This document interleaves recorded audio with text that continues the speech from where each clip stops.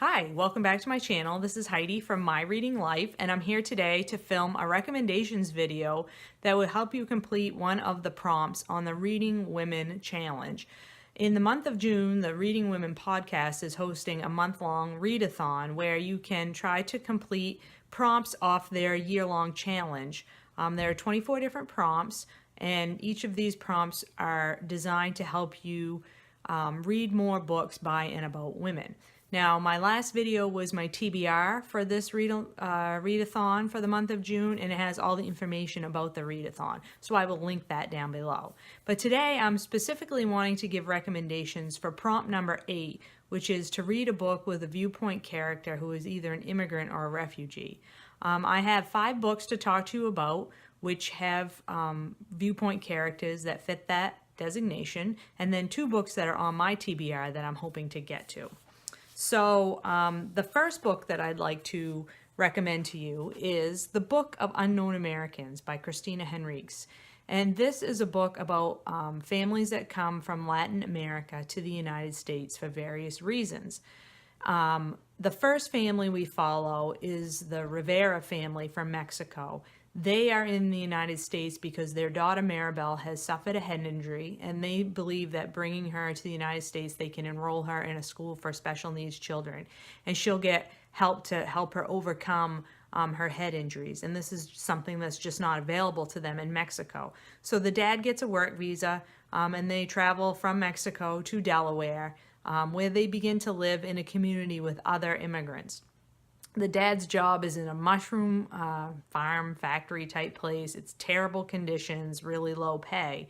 But the daughter does get enrolled in a school as they had hoped. So that part goes well.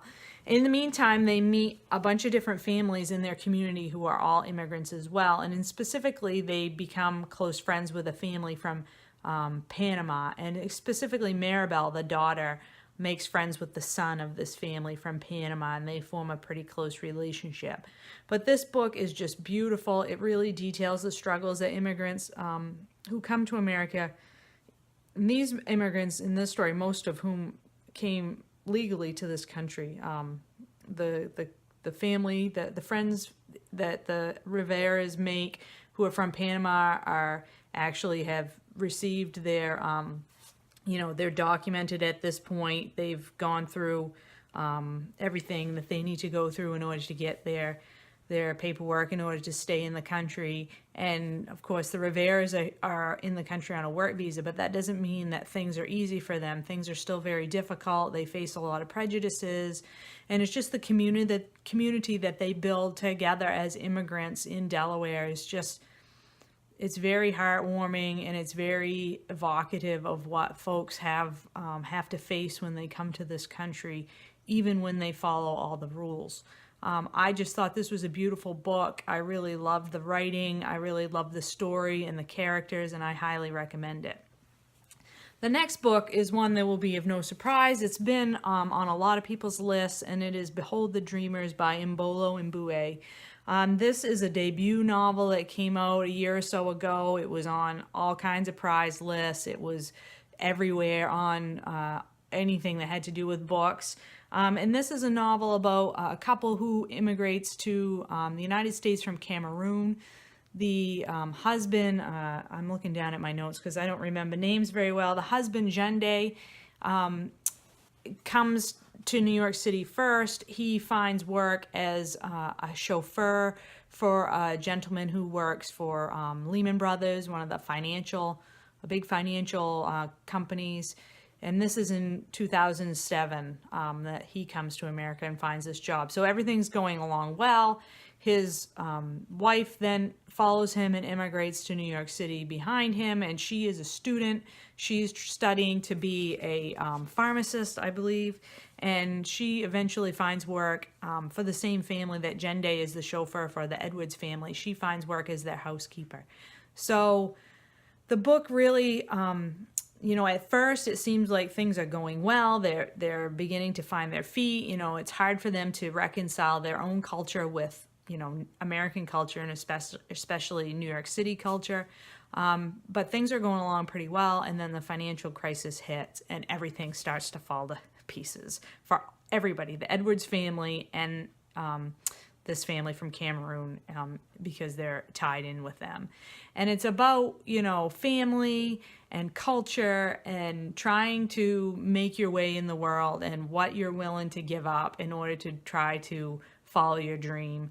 I thought it was really interesting. It has a lot to say about navigating immigration bureaucracy and specifically the asylum process, you know, when you're trying to gain asylum, and the whole predatory nature of immigration lawyers and how people who are trying to come to this country get sucked into con games and things like that. It was, I mean, immigration is a rough topic to read about anyway, but sometimes it just is so disheartening of what people have to go through that are just trying to come here to make their lives better.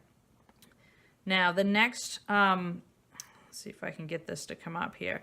The next book I'd like to recommend is a memoir, and it's called In the Country We Love, My Family Divided by Diane Guerrero. And I apologize. I'm so bad at I can't pronounce American names, let alone names from other cultures. So anyhow, Diane Guerrero is a now well-known actress. She has starred in Orange is the New Black and Jane the Virgin, and she's very successful. But she didn't start out that way. She is the daughter of immigrants who came to this country as undocumented immigrants. And she was born here in the United States, but her family was undocumented, her parents and her older brother. And when she was 14 years old and at school, she came home to find that her parents had been taken into detention and were eventually deported.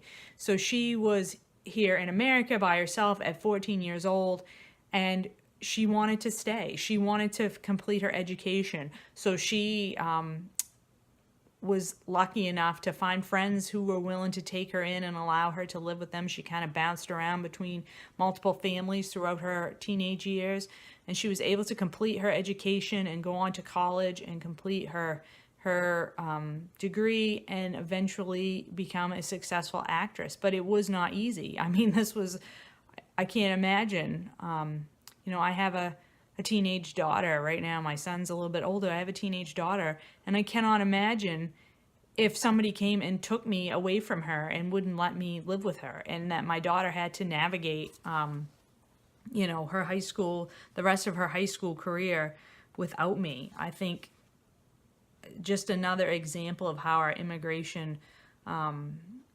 policies here in the United States are so destructive to families and so heartless to families when we don't consider, you know, the impact that these things have on families. So this was an excellent memoir. I listened to this one also on audio, and it's read by the author, and it's really well done. She is very self-deprecating, and she does not cut her parents 100% break. You know, she absolutely understands their mistakes and their flaws, and was very angry with them for a long time about putting her in that situation of being by herself through her teenage years. And she's, you know, struggled to maintain her relationship with them.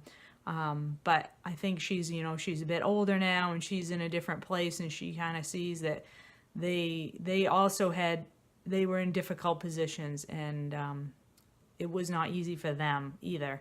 So it's just a wonderful example of a story that few people understand, and I think it really lends a lot of insight and can help you gain a lot of empathy for people who are in that situation.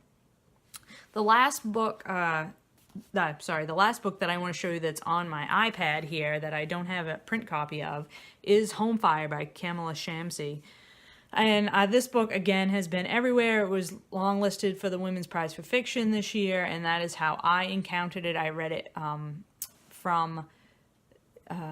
because of that long list. And this is a story of a British Muslim family, and they're trying to navigate political issues in Great Britain.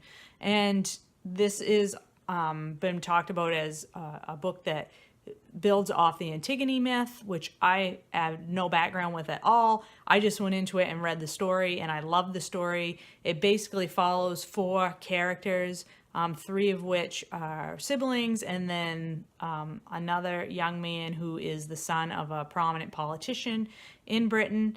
And the 3 family members, Isma, Anika, and Parvez is the youngest brother, and the Isma and Anika are the sisters, and I apologize if I'm pronouncing them very poorly. Isma is the oldest sibling. She's been caretaking her family for a long time as her mother was ill and has since passed away, and then raising her twin siblings to get to basically so that they were young adults. And she's finally gotten there, and she's decided to pick up her life and to try to complete her education. She goes to America to try to complete her PhD. And at the very beginning of the book, there's a scene of her. She's traveling back to the United States from Great Britain, and she is in an airport, and she is dealing with customs. And she, because of her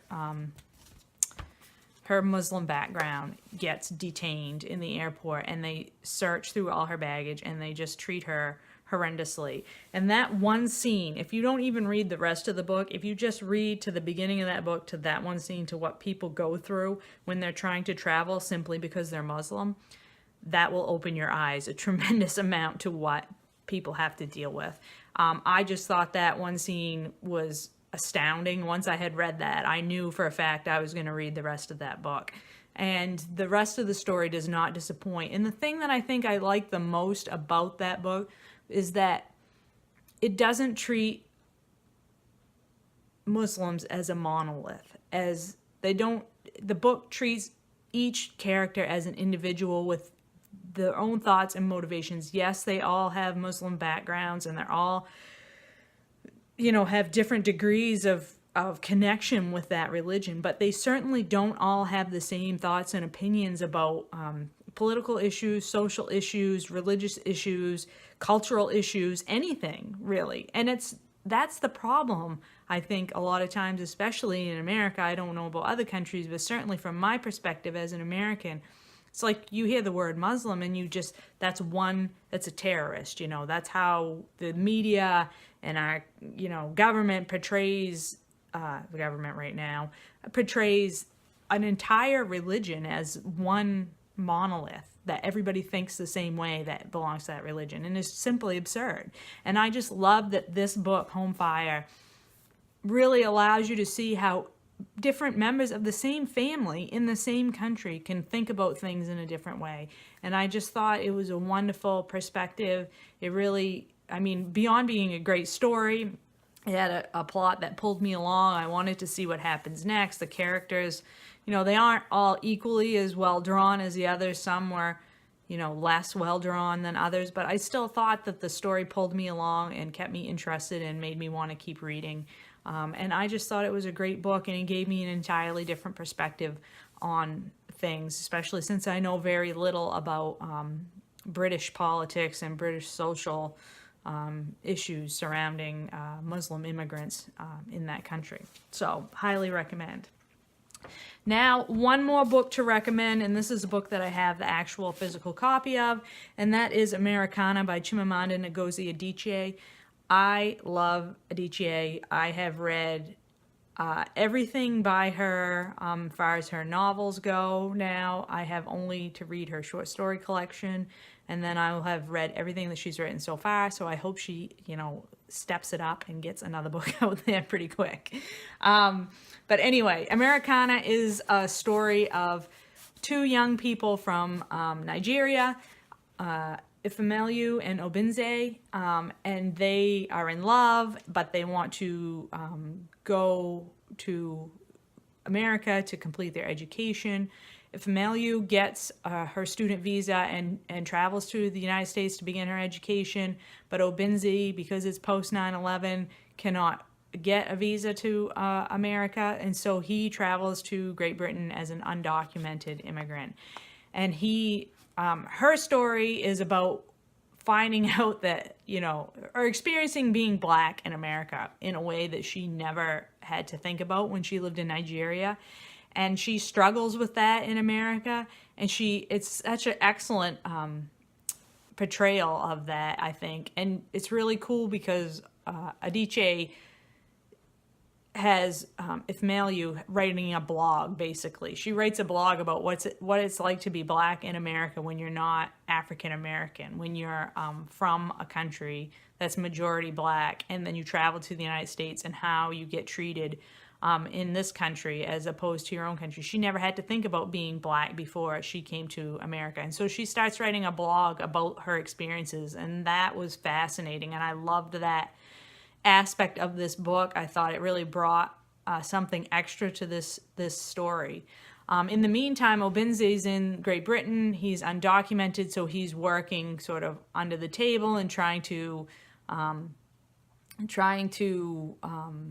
evade authorities who will want to send him back to Nigeria. Eventually, he does get sent back to Nigeria, and Ifmelu and Obinze's paths start to diverge because he's back in Nigeria and living that life, and she's in America. But they haven't seen the last of each other yet, and I don't want to spoil it, so I won't go into it any more than that. But this is a beautiful novel. Adichie is an amazing writer. Americanah is not my favorite book of hers. That would be Purple Hibiscus, her first novel. But I did love this story, and I did love these characters, and I really appreciated the point of view of a person who has to experience being black in America for the first time. So, highly recommend.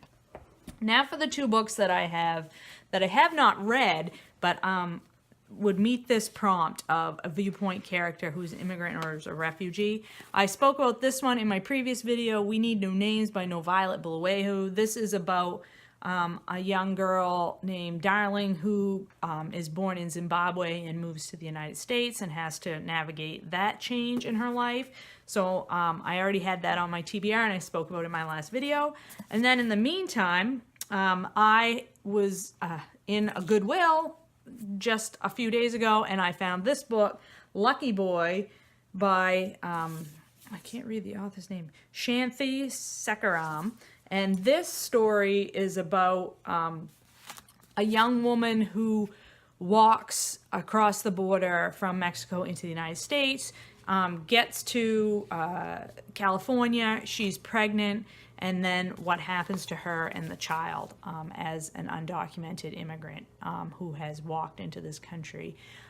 This book has been talked about a lot. It's been shown up on a lot of people's TBRs, I think, and different things, and I've heard really great reviews of it, so I'm very much looking forward to checking this one out to get the perspective of a person who is traveling that perilous path of trying to walk into this country and gain a new and better life for themselves.